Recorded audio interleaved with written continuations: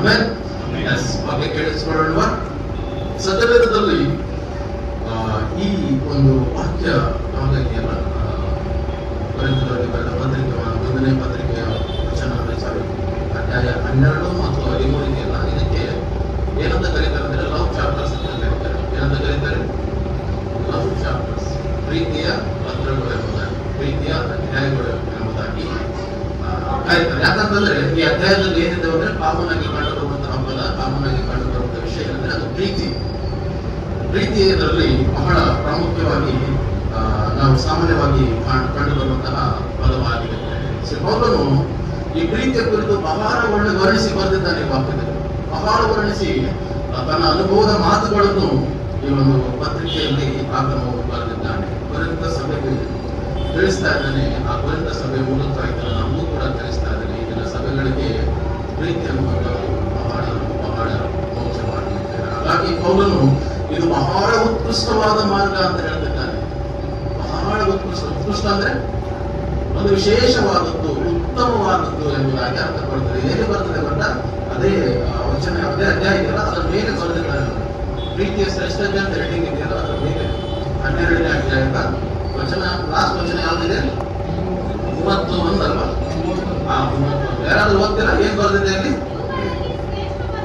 ಇವುಗಳಲ್ಲಿ ಶ್ರೇಷ್ಠ ವರಗಳನ್ನು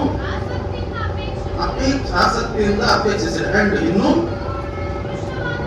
ಉತ್ಕೃಷ್ಟವಾದ ಮಾರ್ಗ ಅಂದರೆ ಇನ್ನೂ ಶ್ರೇಷ್ಠವಾದ ಮಾರ್ಗವನ್ನು ನಿಮಗೆ ತೋರಿಸ್ತೀನಿ ಎಂಬುದಾಗಿ ಹೇಳಿ ಅದನ್ನು ಕ್ಲೋಸ್ ಮಾಡಿ ಪ್ರೀತಿಯ ಶ್ರೇಷ್ಠತೆ ಎನ್ನುವುದನ್ನು ಪ್ರಾರಂಭ ಮಾಡುತ್ತಿದ್ದಾರೆ. ಇದು ಉತ್ಕೃಷ್ಟವಾದ ಮಾರ್ಗ ಅಂತಿದ್ದಾರೆ.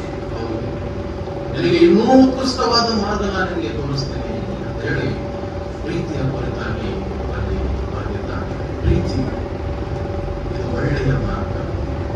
ಅದರಲ್ಲಿ ಬೇರೆ ಯಾವ್ದಾದ್ರು ನಾವು ಊರಿಗೆ ಹೋಗ್ಬೇಕಂತಂದ್ರೆ, ಯಾವ್ದಾದ್ರು ಏರಿಯಾಗೆ ಹೋಗ್ಬೇಕಂದ್ರೆ ನಾವೇನ್ ಮಾಡೋದು? ಯಾವ್ದು ಒಳ್ಳೆ ಮಾರ್ಗ, ಯಾವ್ದು ಒಳ್ಳೆ ರೂಟ್, ಯಾವ್ದು ರೂಟ್ ಚೆನ್ನಾಗಿದೆ ಎಂಬುದಾಗಿ ನಾವು ಸಾಮಾನ್ಯವಾಗಿ ಹುಡುಕ್ತೀವಲ್ಲ. ಆ ರೂಟಿಗೆ ಹೋದ್ರೆ, ಆ ಒಳ್ಳೆ ರೂಟ್ ನ ಹುಡ್ಕೊಂಡು ಹೋದ್ರೆ ನಮ್ಗೆ ಏನಾಗ್ತದೆ? ಗಮ್ಯ ಸಿಗ್ತದೆ, ನಾವು ಸೇಫ್ ಆಗಿ ಪ್ರಯಾಣ ಮಾಡಲು ಅನುಕೂಲವಾಗ್ತದೆ. ಸೊ ಅದೇ ರೀತಿಯಾಗಿ ಪೌಲನು ನನಗೆ ತಿಳಿಸ್ತಾ ಇದ್ದೇನೆ, ನನಗೆ ಒಂದು ಉತ್ಕೃಷ್ಟವಾದ ಮಾರ್ಗವನ್ನು ಇದನ್ನ ನಾನು ನಿಮಗೆ ತೋರಿಸ್ತಾ ಇದ್ದೀನಿ. ಆ ಉತ್ಕೃಷ್ಟವಾದ ಮಾರ್ಗ ಯಾವುದು ಅಂತಂದ್ರೆ ಅದು ಪ್ರೀತಿಯ ಮಾರ್ಗ. ಪ್ರೀತಿಯ ಮಾರ್ಗ ಬಹಳ ಉತ್ಕೃಷ್ಟವಾದ ಮಾರ್ಗ. ಈ ಮಾರ್ಗ ಯಾವುದಂತಂದ್ರೆ ಅದು ಪ್ರೀತಿಯ ಮಾರ್ಗ ಎಂಬುದಾಗಿ ಹೇಳ್ತಾರೆ. ಪ್ರೀತಿಯ ಮಾರ್ಗ ಇದನ್ನ ನಮ್ಮ ಜೀವಿತಕ್ಕೆ ಒಂದು ವಿಶೇಷವಾದ ಮಾರ್ಗವಾಗಿದೆ.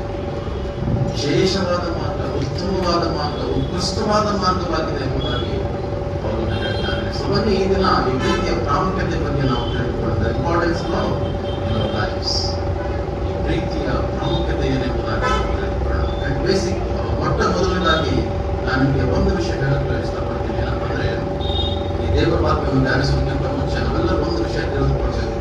ಏನ್ ತಿಳಿದುಕೊಳ್ಬೇಕಂತಂದ್ರೆ, ದೇವರು ಉತ್ತಮವಾದದ್ದನ್ನು ಈ ಲೋಕದಲ್ಲಿ ಏನೆಲ್ಲ ಉಂಟು ಮಾಡಿದ್ದಾನೋ ಅದಕ್ಕೆ ಸೆಕೆಂಡ್ ಕಾಪಿಯನ್ನು ಸೈತಾನ ಕ್ರಿಯೇಟ್ ಮಾಡಿದ್ದಾನೆ. ಅರ್ಥವಾಗ್ತಿದೆಯಾ? ಏನಾದರೂ ಉತ್ತಮವಾದದ್ದು ಈ ಲೋಕದಲ್ಲಿ ದೇವರು ಉಂಟು ಮಾಡಿದ್ದಾನಂದ್ರೆ ಅದರ ಸೆಕೆಂಡ್ ಕಾಪಿ, ಡೂಪ್ಲಿಕೇಟ್ ಬ್ರ್ಯಾಂಡ್ ಅನ್ನು ಮಾಡಿದ ಗೊತ್ತಾ? ಸೈತಾನ ಕ್ರಿಯೇಟ್ ಮಾಡಿದ್ದಾನೆ ಇವತ್ತಿನ ದಿವಸಗಳಲ್ಲಿ. ಇದನ್ನ ಮಾರ್ಕೆಟ್ ನಲ್ಲಿ ಕೆಲವು ಬ್ರ್ಯಾಂಡ್ ವಸ್ತುಗಳಿರ್ತಾವೆ. ಆ ಬ್ರ್ಯಾಂಡ್ ವಸ್ತುಗಳ ಜೊತೆ ಅದೇ ತರನ ಇನ್ನೊಂದು ಡೂಪ್ಲಿಕೇಟ್ ಬ್ರ್ಯಾಂಡ್ ಕೂಡ China set, okay, duplicate brand ಕೂಡ ಇರುತ್ತದೆ. ಸೊ ಅದೇ ರೀತಿ ಎಲೆಕ್ಟ್ರಾನಿಕ್ ಡಿವೈಸಸ್ ಗಳಲ್ಲಾಗಲಿ ಅಥವಾ ಎಲೆಕ್ಟ್ರಿಕ್ ಐಟಮ್ಸ್ ಗಳಲ್ಲಾಗಲಿ ಏನಾಗಿದೆ? ಡೂಪ್ಲಿಕೇಟ್ ಅನ್ನುವಂಥದ್ದು ಸಿಗ್ತದೆ. ಸೊ ಅದೇ ರೀತಿಯಾಗಿ ದೇವರು ಏನೆಲ್ಲ ಸಿದ್ಧ ಮಾಡಿದ್ದಾನೋ ಅದಕ್ಕೆ ಪ್ರತಿಯಾಗಿ ಅದರ ರೂಪದ ತರನೇ ಡೂಪ್ಲಿಕೇಟ್ ಬ್ರ್ಯಾಂಡ್ ಅನ್ನು ಸೈತಾನನು ಈ ಲೋಕದಲ್ಲಿ ಸೃಷ್ಟಿ ಮಾಡಿದ. ಉದಾಹರಣೆ ಹೇಳ್ತೀನಿ ಕೇಳಿ. ದೇವರಿಗೆ ನಾವೇನಂತೀವಿ? ಯಹೂದ ಕುಲದ ಸಿಂಹ, ಲಯನ್ ಆಫ್ ಜೂಡಾ. ಅದೇ ರೀತಿಯಾಗಿ ಸೈತಾನ ಅನ್ನೋದು ನಾವು ಇಚ್ಛಿಸುವ ಸಿಂಹ. ದೇವರಂದರೆ ನಾವು ಪ್ರಕಾಶಮಾನವಾಗಿರ್ತಕ್ಕಂತಹ ಬೆಳಕು ಎಂಬುದಾಗಿ ಹೇಳ್ತಾನೆ. ಆದ್ರೆ ಸೈತಾನ ಏನಂತ ಇಂಟ್ರೊಡ್ಯೂಸ್ ಮಾಡ್ಕೊಂಡಿದ್ದಾರೆ ಗೊತ್ತಾ? ನಾನು ಪ್ರಕಾಶ ರೂಪವಾದ ದೂತನು ಅಂತ. ಪ್ರಕಾಶ ರೂಪವಾದ ದೂತನು ಎಂಬುದಾಗಿ ಎಲ್ಲಿ ಬರ್ತದೆ ಗೊತ್ತಾ? ಕೊರಿಂಥದವರಲ್ಲಿ 2ನೇ ಕೊರಿಂಥ 11:14 ಬರ್ತದೆ. 2ನೇ ಕೊರಿಂಥ 11:14. ಸೊ ದೇವರು ಏನೆಲ್ಲ ಇದನ್ನ ಉಂಟು ಮಾಡಿದ್ದಾನೋ ಅಪವಾದಿ ಅದರ ಡೂಪ್ಲಿಕೇಟ್ ವಸ್ತುವನ್ನು ಈ ಲೋಕದಲ್ಲಿ ಉಂಟು ಮಾಡಿದ್ದಾನೆ. ಸೊ ದೇವರಿಗೆ ಇದನ್ನ ಸಭೆಗಳಿದ್ದಾವೆ, ಸೈತಾನ ಕೂಡ ಸಭೆಗಳು ದೇವರಿಗೆ ಇದನ್ನ ಆಲಯಗಳಿದೆ, ಸೈತಾನಕ್ಕೂ ಕೂಡ ಆಲಯ ಇದೆ, ಆರಾಧಕರು ಇದ್ದಾರೆ. ರೈಟ್? ಈ ರೀತಿಯಾಗಿ ಸೈತಾನ ಏನ್ ಮಾಡಿದ್ದಾನೆ ಒಂದು ದಿವಸಗಳಲ್ಲಿ ಡೂಪ್ಲಿಕೇಟ್ ಅನ್ನೋದನ್ನು ಕ್ರಿಯೇಟ್ ಮಾಡಿ, ಹೀಗೆ ಪ್ರತಿಯೊಂದರಲ್ಲೂ ದೇವರು ಒಳ್ಳೆಯದು ಏನೆಲ್ಲ ಉಂಟು ಮಾಡಿದಾನೋ ಅದಕ್ಕೆ ಕಾಪಿಯಾಗಿ ಡೂಪ್ಲಿಕೇಟ್ ಅನ್ನು ಸಿದ್ಧ ಮಾಡಿ ಇದೇ ನಿಜವಾದದ್ದು, ಇದೇ ಅಸಲಿಯಾದದ್ದು ಎಂಬುದಾಗಿ ಅನೇಕರನ್ನು ಈ ದಿನ ವಂಚಿಸಿ ದಾಸರನ್ನಾಗಿ ಮಾಡಿಕೊಳ್ತಾ ಇದ್ದಾರೆ ಸೈತಾನ. ಅದೇ ರೀತಿಯಾಗಿ ಈ ದಿನ ಸೈತಾನ ಏನ್ ಮಾಡಿದರೆ ಗೊತ್ತಾ, ಈ ಪ್ರೀತಿಯನ್ನು ಕೂಡ ಡೂಪ್ಲಿಕೇಟ್ ಮಾಡಿದ್ದಾರೆ. ಅರ್ಥವಾಗಿದೆಯಾ? ಪ್ರೀತಿ ಅನ್ನೋದು ಕೂಡ ಈ ದಿನ ಡೂಪ್ಲಿಕೇಟ್ ಮಾಡಿ ಲೋಕದಲ್ಲಿ ಕೊಟ್ಟಾಗ, ದೇವರು ಶ್ರೇಷ್ಠವಾದ ಪ್ರೀತಿಯನ್ನು ಲೋಕಕ್ಕೆ ಇಂಟ್ರೊಡ್ಯೂಸ್ ಮಾಡಿದರೆ ಈ ಸೈತಾನ ಏನ್ ಮಾಡಿದ್ದಾನೆ ಅಂತಂದ್ರೆ ಅದೇ ಪ್ರೀತಿಯನ್ನು ಇಟ್ಕೊಂಡು ನಕಲಿ ಪ್ರೀತಿಯನ್ನು ಲೋಕದಲ್ಲಿ ಅದನ್ನು ಹರಡಿದ್ದಾನೆ. ನಕಲಿ ಪ್ರೀತಿ. ದೇವರು ನಿಸ್ವಾರ್ಥವಾಗಿರ್ತಕ್ಕಂತಹ ಒಂದು ಶ್ರೇಷ್ಠವಾದ ಮಮತೆಯ ವಾಕ್ಯದಲ್ಲಿ ಬರೆದ 4 ವಚನ ಓದುವಾಗ ಪ್ರೀತಿ ತಾಳ್ಮೆ ಉಳ್ಳದು, ಇದೆಲ್ಲ ಇದೆ. ಅಂತಹ ಒಂದು ತಾಳ್ಮೆ ಉಳ್ಳ ಪ್ರೀತಿ, ಮಮತೆ ಉಳ್ಳ ಪ್ರೀತಿ, ಏನಂತಂದ್ರೆ ಅವಮಾನ ಏನ್ ಬರೆದಿದೆ ಮೊದಲಲ್ಲಿ ಅನೇಕ ವಚನಗಳಿದ್ದಾವೆ. ಅಂತಹ ಒಂದು ಶ್ರೇಷ್ಠವಾದ ಪ್ರೀತಿಯನ್ನು ದೇವರು ಈ ಲೋಕಕ್ಕೆ ಪರಿಚಯಿಸಿದರೆ ಅದೇ ಪ್ರೀತಿಯನ್ನು ಆಧಾರವಾಗಿಟ್ಟುಕೊಂಡು ಸೈತಾನ ಸ್ವಾರ್ಥದ ಪ್ರೀತಿ, ನಾಚಿಕೆಟ್ಟ ವಸ್ತುಲ್ಲವಂತರಲ್ಲ ಅದನ್ನು ಲೋಕದಲ್ಲಿ ಪರಿಚಯ ಮಾಡಿದ, ಅದನ್ನು ಈ ಲೋಕದಲ್ಲಿ ಅವನು ಧರಿಸಿದ. ಹಾಗಾಗಿ ಈ ಲೋಕದಲ್ಲಿ ಹೇಗಾಗಿದೆ ಅಂತಂದ್ರೆ ಲವ್ ಕೂಡ ನಾವೇನೋ ಒಂದು ರೀತಿಯಲ್ಲಿ ಮಾಡ್ಕೊಳ್ತೀವಿ. ಹುಡುಗ ಹುಡುಗಿ ಮಾಡುವ ಲವ್ ಎಂಬುದಾಗಿ ತಿಳ್ಕೊಂಡ್ಬಿಡ್ತೀವಿ ಇವತ್ತು ಲವ್. ಯಾಕಂತಂದ್ರೆ ಇವತ್ತಿನ ದಿವಸಗಳಿಗೆ ಇದೇ ಬಹಳ ನಡೆದದ್ದು, ಇದೇ ಬಹಳ ಕ್ರಿಸ್ತನು ತೋರಿಸಿದ ಪ್ರೀತಿ ಹೋಯ್ತು, ಎಲ್ಲರನ್ನು ಮರೆಯಾಗಿದೆ. ಇವತ್ತು ನಡೆದದ್ದು ಇದೆ. ಈ ಪ್ರೀತಿಗಳು ಎಲ್ಲರೂ ಇನ್ನು ವಯಸ್ಸಾಗಿರಲ್ಲ, ಇನ್ನು ಏಜೆ ಬಂದಿರಲ್ಲ, ಕೆಲವರು ವಯಸ್ಸಾದ್ರು, ಮದುವೆ ಆದ್ರು, ಮಕ್ಕಳಾದ್ರು ಸಲದ ಪ್ರೀತಿಯನ್ನು ನಡೆದಾಡ್ತಿದ್ದಾರೆ. ನಂಬಿಕೆ ಪ್ರೀತಿ ಕ್ರಿಸ್ತನು ಹೇಳಿದ್ರಲ್ಲ, ಕ್ರಿಸ್ತನು ಹೇಳಿದ್ದಾರೆ. ಹಾಗಾಗಿ ಸಹೋದರಿ ಕ್ರಿಸ್ತನ ಪ್ರೀತಿಯನ್ನು ನಾವು ತಿಳಿದುಕೊಳ್ಳೋದು. ಸೈತಾನನ ಪ್ರೀತಿ, ಸೈತಾನ ಏನ್ ಮಾಡಿದ್ದಾನೆ, ಬೇಕಾಗತ್ತಲ್ಲ ಪ್ರೀತಿಯನ್ನು ಸೃಷ್ಟಿ ಮಾಡಿದ್ದಾನೆ.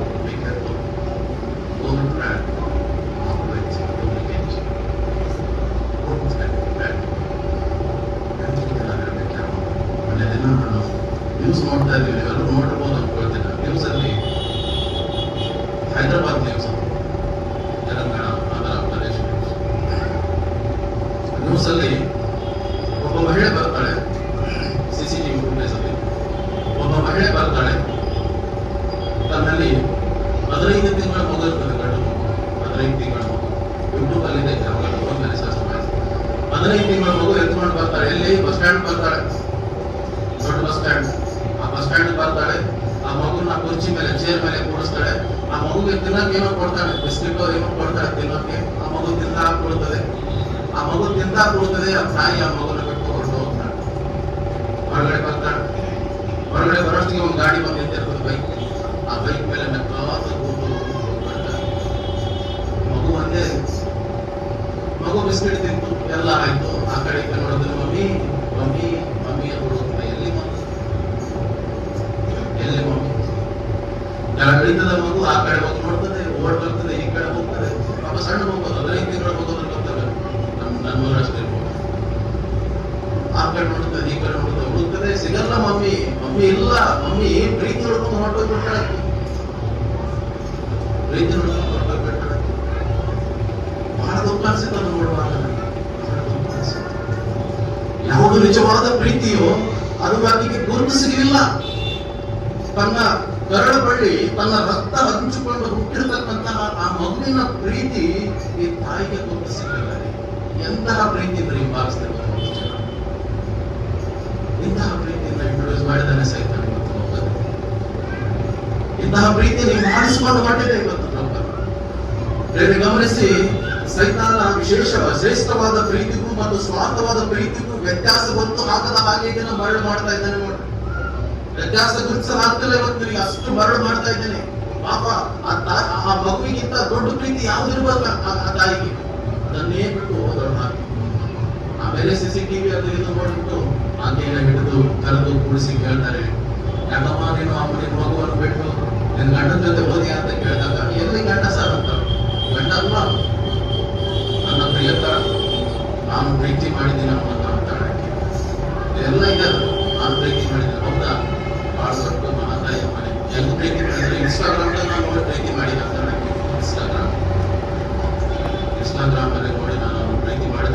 ನಮ್ಮ ಪ್ರೀತಿ ಮೇಲೆ ಹೊಡಿಬೇಡಿ ಸಾರ್ ಅಂತಾರೆ. ಯಾವುದಿದೆ ಪ್ರೀತಿ? ಯಾರು ಹೇಳಿಕೊಟ್ಟದ್ದು ಈ ಪ್ರೀತಿ? ದೇವರು ಶ್ರೇಷ್ಠವಾದ ಉತ್ಕೃಷ್ಟವಾದ ಪ್ರೀತಿಯನ್ನು ಪರಿಚಯಿಸಿದರೆ ಸೈತಾನನು ಅದೇ ರೀತಿಯಾಗಿ ಯಾವುದೋ ಒಂದು ಇಂತಹ ಡೂಪ್ಲಿಕೇಟ್ ಪ್ರೀತಿಯನ್ನು ಪರಿಚಯಿಸಿ ಅನೇಕರನ್ನು ದಾಸರನ್ನಾಗಿ ಮಾಡಿದ್ದಾನೆ. ಇವತ್ತು ಹಣ, ಆಸ್ತಿ, ಅಂದ, ಚಂದ ಇದ್ರೆ ಮಾತ್ರ ಅನೇಕರಿಗೆ ಪ್ರೀತಿ ಹುಟ್ಟುತ್ತದೆ. ಇವತ್ತು ಹಣ ಇರ್ಬೇಕು, ಆಸ್ತಿ ಇರ್ಬೇಕು, ಅಂದ, ಚಂದ ಇರ್ಬೇಕು, ಜಾಬ್ ಇರ್ಬೇಕು, ಇಂಥವ್ರಿಗೆ ಮಾತ್ರ ನಾವು ಪ್ರೀತಿ ಮಾಡೋ ರೀತಿಯಲ್ಲಿ ಕಾಣಿಸ್ತಿದ್ದೀವಿ ಇವತ್ತು. ಹಾಗಾಗಿ ಇದನ್ನ ಲೋಕದಲ್ಲಿ ಪ್ರೀತಿಯನ್ನು ಕಾಮದಿಂದ, ವಿಚಾರದಿಂದ, ಮೋಸದಿಂದ, ದ್ರೋಹದಿಂದ ಕೂಡಿದೆ. ಹಾಗೆ ಮಾಡಿದಂಗೆ ಸೈತಾನ ಇದನ್ನ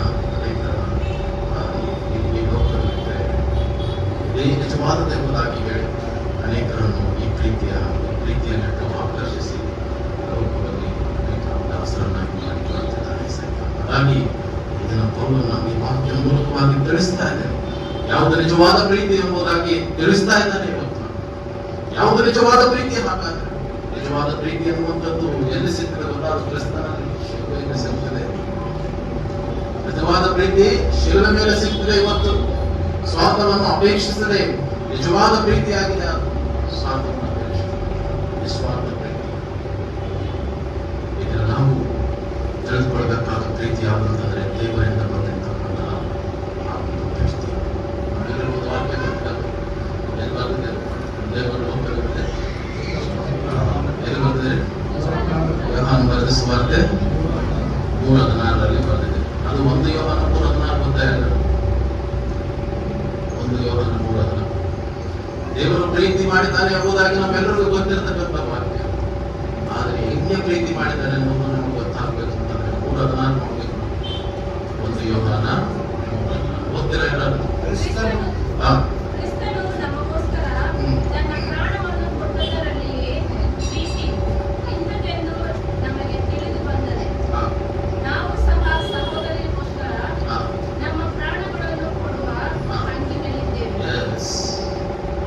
ಹೇಳ್ತಿದ್ದಾನೆ, ಕ್ರಿಸ್ತನು ತೋರಿಸಿರ್ತಕ್ಕಂತಹ ಪ್ರೀತಿಯನ್ನು ನಾವು ಸಹ ನಮ್ಮ ಸಹೋದರಿಗೆ ತೋರಿಸುವ ಹಂಗಿನಲ್ಲಿ ಇದ್ದೀವಿ ನಾವು ಅಂತ ಹೇಳ್ತಿದ್ದಾನೆ. ಇಂತಹ ಪ್ರೀತಿ ಇರಬೇಕು, ನೀವು ಸಹ ಇಂತಹ ಪ್ರೀತಿ ಮಾಡ್ರಿ. ನಾವೆಲ್ಲರೂ ಲೋಕದಲ್ಲಿ ಎಷ್ಟೋ ಪ್ರೀತಿ ಇರಬೇಕು, ಒಬ್ಬನಿಗೆ ಪ್ರೀತಿ ಅಷ್ಟೇ ಬಂತು, ಅದನ್ನು ತೋರಿಸೋದು ಅದನ್ನು ಕೂಡ ತಿಳಿದುಕೊಳ್ಳಬೇಕು. ದೇವರು ಹೀಗೆ ದೇವರು ಯಾವ ರೀತಿಯಾಗಿ ಪ್ರೀತಿ ಮಾಡಿದ್ದಾನೋ ಆ ರೀತಿಯಾಗಿ ನಾವು ಸಹ ಅನೇಕರ ಇತರರನ್ನು ಪ್ರೀತಿಸಬೇಕು, ಪ್ರೀತಿ ಮಾಡಬೇಕು. ನಾವಿನ್ನೂ ಅದನ್ನು ಯಾವ ರೀತಿಯಾಗಿ ಪ್ರೀತಿ ಮಾಡಿದ ಅಂತಂದ್ರೆ, ನಾವಿನ್ನೂ ಪಾಪಿಗಳಿರುವಾಗಲೇ, ಪಾಪದ ದಾಸತ್ವದಲ್ಲಿರುವಾಗಲೇ ನಮ್ಮ ಮಾತನ್ನು ಪ್ರೀತಿ ಮಾಡಿದ ಅಂತೇಳಿ ನಾವು ಜ್ಞಾನದಿಂದಾಗಲಿ ಅನ್ನ ಚಂದದಿಂದಾಗಲಿ ಆಡಂಬರ ಜೀವಿತವನ್ನು ನೋಡಿ ಅದನ್ನು ಪ್ರೀತಿ ಮಾಡಿರಲಿಲ್ಲ. ನಾವು ನಶಿಸಿ ಹೋಗುತ್ತಿರುವಾಗ ಕ್ರಿಸ್ತನು ನಮಗಾಗಿ ತನ್ನ ಪ್ರಾಣವನ್ನು ಕೊಡುವಷ್ಟು ರೀತಿಯಲ್ಲಿ ಆತನು ಪ್ರೀತಿ ಮಾಡಿದ. ನಾವು ಹಾಳಾಗಿ ನಿಂತಾಗ ಕ್ರಿಸ್ತನು ನಮ್ಮನ್ನು ಪ್ರೀತಿಸಿ ತಂದೆಯಿಂದ ಒಪ್ಪಿಕೊಂಡು ಶಿಲುಬೆಗೇರುವಾಗ, ಶಿಲುಬೆಗೇರುವುದರ ಮೂಲಕವಾಗಿ ತನ್ನ ಪ್ರೀತಿಯನ್ನು ನಮ್ಮ ಮೇಲೆ ತೋರ್ಪಡಿಸಿದ್ದಾನೆ.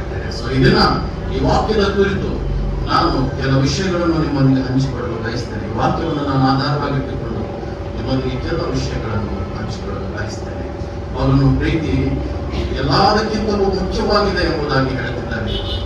ಎಲ್ಲದಕ್ಕಿಂತಲೂ ಮುಖ್ಯವಾಗಿದೆ ಎಂಬುದಾಗಿ ಅವನು ಉತ್ಕೃಷ್ಟವಾಗಿದೆ ಎಂಬುದಾಗಿ ಅವನು ಹೇಳ್ತಾರೆ. ನಮ್ಮ ಜೀವಿತದಲ್ಲಿ ಈ ಪ್ರೀತಿಯ ಪ್ರಾಮುಖ್ಯತೆ ಏನೆಂಬುದಾಗಿ ಈ ದಿನ ನಾವು ತಿಳಿದುಕೊಳ್ಳೋಣ. ಒಂದೊಂದಾಗಿ ನಾನು ನಿಮಗೆ ವಿಸ್ತರಿಸಿ ಹೇಳುವನಾಗಿದ್ದೇನೆ. ಅವನನ್ನು ಬರೀತಾ ಇದ್ದಾನೆ, ಪ್ರೀತಿ ಎಷ್ಟು ಪ್ರಾಮುಖ್ಯವಾದದ್ದು ಎಂಬುದಾಗಿ. ಮೊದಲನೆಯ ಪಾಠ ಏನಂತಂದ್ರೆ ಎಷ್ಟು ಪ್ರಾಮುಖ್ಯವಾದದ್ದು ಎಂಬುದಾಗಿ ಪೌಲನು ಹೇಳ್ತಿದ್ದಾನೆ ಗೊತ್ತಾ?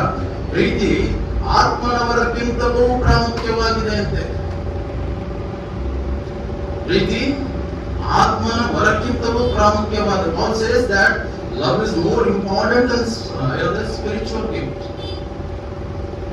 Spiritual gift ಗಿಂತ ಪ್ರೀತಿ ಮುಖ್ಯವಾದದ್ದು ಎಂಬುದಾಗಿ ಹೇಳ್ತಿದ್ದಾರೆ. ಹೇಗೆ ಗೊತ್ತಾ? ಆತ್ಮನ ವರಕ್ಕಿಂತಲೂ ಮುಖ್ಯವಾಗಿದೆ ಎಂಬುದಾಗಿ ಹೇಳ್ತಿದ್ದಾರೆ. ಹೇಗೆ ಹೇಳ್ತಿದ್ದಾರೆ ಗೊತ್ತಾ? ಪದೇ 13 ವರ್ಷ ನಾನು ಮನುಷ್ಯರ ಭಾಷೆಗಳನ್ನು ಅಂದರೆ ದೇವದೂತರ ಭಾಷೆಗಳನ್ನು ಆಡುವವನಾದರೂ ಪ್ರೀತಿ ಇಲ್ಲದವನಾದರೆ ಪಡುವ ಕಂಚು ಮನಗಡಿಸುವ ತಾಳವು ಆಗಿದ್ದೇನೆ ಅಂತ ಹೇಳ್ತಿದ್ದಾರೆ. ಅವನು ಹೇಳ್ತಿದ್ದಾನೆ, ನಾನು ಮನುಷ್ಯರ ಭಾಷೆ ಅಂದ್ರೆ ನಾವು ಆಡುವಂತಹ ಭಾಷೆ ಮತ್ತು ದೇವದೂತರ ಭಾಷೆ ಯಾವುದು? ವಾಣಿಗಳನ್ನು ಆಡುವಂಥದ್ದು, ಅನ್ಯ ಭಾಷೆಯಲ್ಲಿ ಮಾತನಾಡುವಂಥದ್ದು. ಇದು ದೇವದೂತರ ಭಾಷೆ ಅಂದ್ರೆ ಇದು ಸ್ಪಿರಿಚುವಲ್ ಗಿಫ್ಟ್. ಅದನ್ನು ಆತ್ಮನ ವರ, ಇದು ದೇವರ ಭಾಷೆ ಅನ್ನುವಂಥದ್ದು, ದೇವದೂತರ ಭಾಷೆ ಅನ್ನುವಂಥದ್ದು.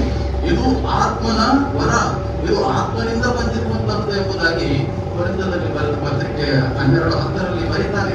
ಆತ್ಮನ ವರ ಇದು ಯಾವುದು? ದೇವದೂತರ ಭಾಷೆ. ಒಟ್ಟಾರೆ ವಾಣಿಯನ್ನಾಡುವುದು ಇದು ಆತ್ಮನ ವರ, ದೇವರೊಂದಿಗೆ ಮಾತನಾಡುವವರು ಅವರು. ಸೊ ಆ ದೇವದೂತರ ಭಾಷೆ ನಾನು ಮಾತನಾಡುವವನಾಗಿದ್ದರೂ ಒಂದು ವೇಳೆ ನನ್ನಲ್ಲಿ ಪ್ರೀತಿ ಇಲ್ಲದಿದ್ದರೆ, ಅಯ್ಯೋ ನಾನು ನಾದ ಕೊಡುವ ಕಂಚು ಗಣಗಳಿಸುವ ತಾಳ ಅಂತ ನಾನು ನಾದ ಕೊಡುವ ಕಂಚು ಗಣಗಳಿಸುವ ತಾಳ, ನಾನು ದೇವದೂತನ ಭಾಷೆ ಮಾತನಾಡುವಂತವನಾದರೂ ಸಹ ಪ್ರೀತಿ ಅನ್ನೋದು ನನ್ನಲ್ಲಿಲ್ಲ ಅಂದರೆ ಬೆಸ್ಟ್ ನೀನು ಅಂತ ಹೇಳ್ತೇನೆ. ಇದನ್ನ ನೀನು ಎಂತಹ ವಾಣಿ ಆಡಿದರು, ಎಂತಹ ಪ್ರವಾದನೆ ನೀನು ನೋಡಿದರು, ಪ್ರೀತಿ ಅನ್ನುವಂಥದ್ದು ನಿನ್ನಲ್ಲಿ ಇಲ್ಲ ಅಂತಂದ್ರೆ ನೀನು ಯೂಸ್ ಇಲ್ಲ.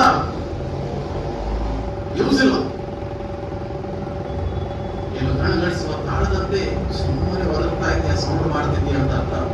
ಒಳಗಡೆ ಏನೂ ಇಲ್ಲ, ಸುಮ್ಮನೆ ತಾಳದನಾಗಿ ಗಣಗಳಿಸುವ ಅಂಶಗಳಾಗಿ ಒದಗ್ತಾ ಇದೆ. ಆತನ ಪ್ರೀತಿ ನಿನ್ನಲ್ಲಿಲ್ಲ ಅಂದ್ರೆ, ವಾಣಿಯನ್ನು ಮಾಡುವುದೇನಾದರೆ ಗಣಗಳಿಸುವ ತಾಳ ನಾವು ಕೊಡುವ ಅಂಚಿಗೆ ಸಮಾನ, ಸುಮ್ಮನೆ ಸೌಂಡ್ ಮಾಡ್ತಾ ಇದೆ. ಆತ್ಮನ ವರಕ್ಕಿಂತಲೂ ಪ್ರೀತಿ ಮುಖ್ಯವಾಗಿದೆ. ಇವತ್ತು ಆತ್ಮನ ವರಕ್ಕಿಂತಲೂ ಪ್ರೀತಿ ಮುಖ್ಯವಾಗಿದೆ. ಆತ್ಮನ ವರ ಇರಬಾರದು ಅಂತ ನಾನು ಹೇಳ್ತಿಲ್ಲ, ಅದು ಮುಖ್ಯವಾದದ್ದು. ಆತ್ಮನ ವರ ನಿನ್ನಲ್ಲಿ ಇರಬೇಕು, ಆತ್ಮನ ವರಗಳು ಇರಬೇಕು, ಅದು ಒಳ್ಳೆಯದು. ಆದರೆ ಒಂದು ನೆನಪಿರಬೇಕು, ಏನಂತಂದ್ರೆ ನಮ್ಮ ಜೀವಿತದಲ್ಲಿ ವರಗಿಂತ ಆತ್ಮನ ಫಲಗಳು ಮುಖ್ಯ ಎಂಬುದಾಗಿ. ಇದನ್ನ ನಿನಗೆ ಏನೇ ವರವಿದ್ದರೂ ಸಹ ನಿನಗೆ ಆತ್ಮನ ಫಲಗಳು ಬಹಳ ಮುಖ್ಯ. ಆತ್ಮನ ವರಗಳು ಬೇರೆ, ಆತ್ಮನ ಫಲಗಳು ಬೇರೆ. ಅರ್ಥವಾಗ್ತಿದೆಯಾ? ಆತ್ಮನ ವರಗಳು ಎಲ್ಲಿ ಬರೆಯಲ್ಪಟ್ಟಿದೆ? 1 ಕೊರಿಂಥ 12ನೇ ಅಧ್ಯಾಯ 7-10 ಬರೆಯಲ್ಪಟ್ಟಿದೆ. ಇದು ಆತ್ಮನ ವರಗಳು. ಓಕೆ, ಆತ್ಮನ ಫಲಗಳು ಎಲ್ಲಿ ಬರೆಯಲ್ಪಟ್ಟಿದೆ? ಬರ್ಕೊಳ್ಳಿ, ಹೇಳ್ತೀನಿ. ಗಲಾತ್ಯದವರಿಗೆ ಬರೆದ ಪತ್ರಿಕೆಯಲ್ಲಿ 22-23 ಬರೆಯಲ್ಪಟ್ಟಿದೆ. ಯಾವ್ದು ಆತ್ಮನ ವರಗಳು, ಫಲಗಳು? ಪ್ರೀತಿ, ಸಂತೋಷ, ದೀರ್ಘ ಶಾಂತಿ, ದಯೆ, ಉಪಕಾರ, ನಂಬಿಕೆ, ಸಾಧತ್ವ, ಕ್ಷಮೆಗಳು. ಆತ್ಮನ ಫಲಗಳು ಮುಖ್ಯ ಇವತ್ತು. ಹಾಗಾದ್ರೆ ಆತ್ಮನ ವರಕ್ಕೂ ಫಲಕ್ಕೂ ಏನು ಡಿಫರೆನ್ಸ್? ಆತ್ಮನ ವರ ನೀವು ಇನ್ನೊಬ್ಬರಿಗೆ ಉಪಯೋಗಿಸ್ತೀಯ, ಆತ್ಮನ ಫಲ ನಿನ್ನನ್ನು ಪರಲೋಕ ರಾಜ್ಯಕ್ಕೆ ಸೇರಿಸ್ತೀವಿ. ಪರಲೋಕ ರಾಜ್ಯಕ್ಕೆ ಸೇರಿಸ್ತೀವಿ. ಹಾಗಾಗಿ ಬೇರೆ ಅದನ್ನೇ ಇಲ್ಲಿ ದೇವರ ವಾಕ್ಯ ಹೇಳ್ತಾರೆ. ಪ್ರೀತಿ ಅನ್ನುವಂಥದ್ದು ನಿನ್ನಲ್ಲಿಲ್ಲದಿದ್ದರೆ ನೀನು ಎಂತಹ ಆತ್ಮನ ವರಗಳನ್ನು ಹೊಂದಿದವನಾಗಿದ್ದರೂ ಹಾಗಾಗಿ ನಾವು ತಿಳಿದುಕೊಳ್ಬೇಕೇನಂತಂದ್ರೆ ಪ್ರೀತಿ ಆತ್ಮನ ವರಕ್ಕಿಂತಲೂ ಮುಖ್ಯವಾದದ್ದು. ಅರ್ಥವಾಗ್ತಿದೆಯಾ? ಪ್ರೀತಿ ಆತ್ಮನ ವರಕ್ಕಿಂತಲೂ ಮುಖ್ಯವಾದದ್ದು. ಆ ಪ್ರೀತಿ ನನ್ನಲ್ಲಿರಬೇಕು, ಅಂತಹ ಪ್ರೀತಿ ನಮ್ಮಲ್ಲಿ ಇಟ್ಕೊಳ್ಬೇಕು. ಅದು ಆಶೀರ್ವಾದ. ಓಕೆ, ನಂಬರ್ 1 ಏನ್ರಿ? ಪ್ರೀತಿ ಏನ್ ಹೇಳಿದೆ? ಆತ್ಮನ ವರಕ್ಕಿಂತಲೂ ಮುಖ್ಯವಾದದ್ದು. ನೀನು ವಾಣಿ ಆಡುವವನಾಗಿದ್ದರು, ಏನೇ ಮಾಡುವವನಾದರೂ, ಅದ್ಭುತ ಮಾಡುವವನಾದರೂ ನಿನ್ನಲ್ಲಿ ಪ್ರೀತಿ ಇಲ್ಲ ಅಂದ್ರೆ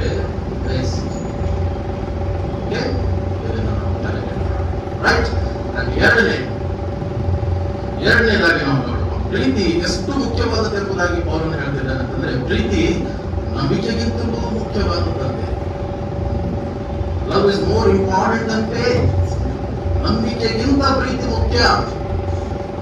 ನಂಬಿಕೆಗಿಂತಲೂ ಪ್ರೀತಿ ದೊಡ್ಡದೆಂಬುದಾಗಿ ಹೇಳ್ತಿದ್ದಾನೆ. ಮೊದಲನೇದಾಗಿ ಆತ್ಮನ ವರಕ್ಕಿಂತಲೂ ಪ್ರೀತಿ ಮೇಲಾದರೆ, ಎರಡನೇದಾಗಿ ನಂಬಿಕೆ ವಿಶ್ವಾಸಕ್ಕಿಂತಲೂ ಮುಖ್ಯವಾಗಿದೆ. ವಾಕ್ಯದಲ್ಲಿ ಬರೆದು ಹೇಳ್ತೇನೆ, ಬೇರೆ ಹೇಳೋದು. ವಾಕ್ಯ 1 ಕೊರಿಂಥ 13ನೇ ಅಧ್ಯಾಯ 2ನೇ ವಚನ. ಒಂದಾಯ್ತಲ್ವಾ? 2ನೇ ವಚನ.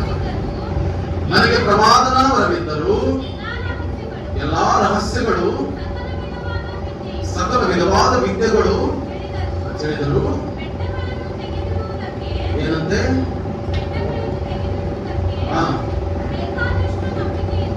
ಎಷ್ಟು ನಂಬಿಕೆ ಇರುತ್ತೆ? ಇಡೀ ಬೆಟ್ಟವನ್ನೇ ತೆಗೆದಿಡ್ತೀನಿ ಅನ್ನುವಂತಹ ನಂಬಿಕೆ ನಿನ್ನಲ್ಲಿ ಇದ್ದರೂ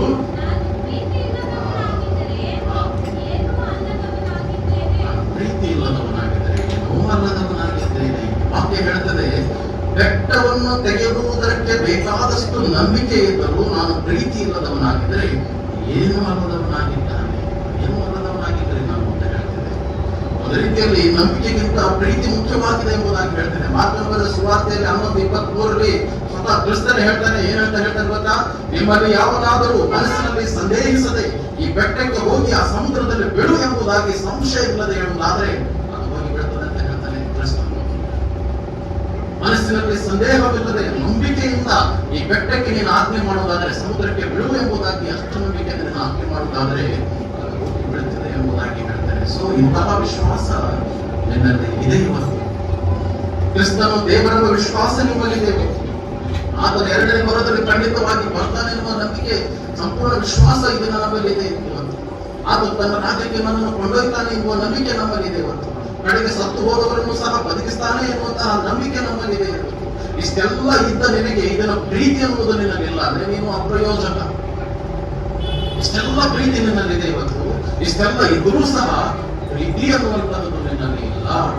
ಅಷ್ಟೆಲ್ಲ ನಂಬಿಕೆಯುಳ್ಳ ನೀನು ಇದರ ಪ್ರೀತಿ ಅನ್ನುವುದು ನಿನ್ನಲ್ಲಿ ಇಲ್ಲ ಅಂದ್ರೆ ಉಪಯೋಗ ಇಲ್ಲ. ನಾನೇನು ಅಲ್ಲದವನಾಗಿದ್ದೀನಿ ಎಂಬುದಾಗಿ ಹೇಳ್ತಿದ್ದಾರೆ. ಸೊ ಇದನ್ನ ಬೆಟ್ಟವನ್ನು ಕದಲಿಸುವಷ್ಟು ನಂಬಿಕೆ ನಿನ್ನಲ್ಲಿದೆ, ಪ್ರೀತಿ ನಿನ್ನಲ್ಲಿ ಇದೆಯಾ? ಪ್ರೀತಿ ನಿನ್ನಲ್ಲಿದೆ. ಇದನ್ನ ನಂಬಿಕೆಯಿಂದ ಬೋಧನೆ ಮಾಡ್ತಾರೆ, ಅನೇಕರು ಬೋಧನೆ ಮಾಡ್ತಾರೆ. ಮತ್ತು ನಂಬಿಕೆ ಪ್ರಾರ್ಥನೆ ಮಾಡ್ತಾರೆ. ಬಹಳ ಜನಕ್ಕೆ ದೇವರ ಮೇಲೆ ನಂಬಿಕೆ, ಎಷ್ಟೋ ನಂಬಿಕೆಯನ್ನು ವಿಶ್ವಾಸವನ್ನು ಇಟ್ಟುಕೊಳ್ಳುತ್ತಿದ್ದಾರೆ. ನಂಬಿಕೆಯಿಂದ ಸೇವೆಯಲ್ಲಿ ಏನೆಲ್ಲ ಕಾರ್ಯಗಳನ್ನು ಮಾಡ್ತಿದ್ದಾರೆ. ಆದರೆ ಏನು ಮಾಡ್ತಾರೆ? ಪ್ರೀತಿ ಅನ್ನೋದು ಬಹಳ ಜನರಿಗೆ ಎಷ್ಟೇ ನಂಬಿಕೆ ಇಟ್ಟು ಬೋಧನೆ ಮಾಡೋದು ನಂಬಿಕೆ ಇರ್ತಲ್ಲ. ಪ್ರೀತಿ ಇಲ್ಲದೆ ವ್ಯರ್ಥ. ಒಂದು ದಿನ ಒಂದು ದಾರಿಯಲ್ಲಿ ಒಂದು ರೋಡಲ್ಲಿ ಒಬ್ಬ ವ್ಯಕ್ತಿಗೆ ಕಳ್ಳರು ಬಂದು ಹಿಡಿದು ಅವನನ್ನು ಬಡಿತಾರೆ, ಅವನನ್ನು ಸುಲಿಗೆ ಮಾಡ್ತಾರೆ. ಅವನಿಗೆ ಅರೆಬತ್ತರೆ ಮಾಡಿ ಹೋಗ್ತಾರೆ. ವಾಕ್ಯದಲ್ಲಿದೆ. ಎಲ್ಲಿ ಬರ್ತದೆ? ದಾರಿಯಲ್ಲಿ ಹೋಗ್ಬೇಕಾದ ಒಬ್ಬ ವ್ಯಕ್ತಿಗೆ ಕಳ್ಳರು ಬರ್ತಾರೆ, ಬಡಿತಾರೆ, ಅವನಲ್ಲಿ ಎಂತಕ್ಕಂಥದ್ದು ಕಳ್ಳತನ ಮಾಡ್ತಾರೆ, ರೋಡಲ್ಲಿ ಬಿಸಾಕಿ ಹೋಗ್ಬಿಡ್ತಾರೆ. ಆ ದಾರಿಯಲ್ಲಿ 3 ಜನ ಬರ್ತಾರೆ. ಮೊದಲನೆಯವನು ಯಾರು? ಯಾಜಕ ಬರ್ತಾನೆ. ಎರಡನೇವನು ಯಾರು? ಲೇವಿ ಬರ್ತಾನೆ. ಮೂರನೇ ಯಾರು? ಸಮಾರ್ಯದವನು ಬರ್ತಾನೆ. ಯಾಜಕನು ಬಂದ ಆ ಬಿದ್ದಿರ್ತಕ್ಕಂಥ ವ್ಯಕ್ತಿಗಳು ಪಾಪ ಬಹಳ ಹೊಡೆದಾರಿ, ಸಾಯ್ಬೋದೇನೋ ಅಂತ ಅನ್ಕೊಂಡ. ಏನ್ ಮಾಡ್ದ? ಸೈಡ್ ಆಗಿ ಲೇವಿ ಬಂದ, ನೋಡಿದ, ಅಯ್ಯೋ ಪಾಪ ಎಷ್ಟು ಹೊಡೆದಿದ್ದಾರಲ್ಲ ಪಾಪ ಇದ್ರಿ, ವ್ಯಾಪಾರದಲ್ಲಿ ಅನ್ಕೊಂಡ. ನೋಡ್ಬಿಟ್ಟು ಸೈಡ್ ಆಗಿ ಗಮನಿಸಿ.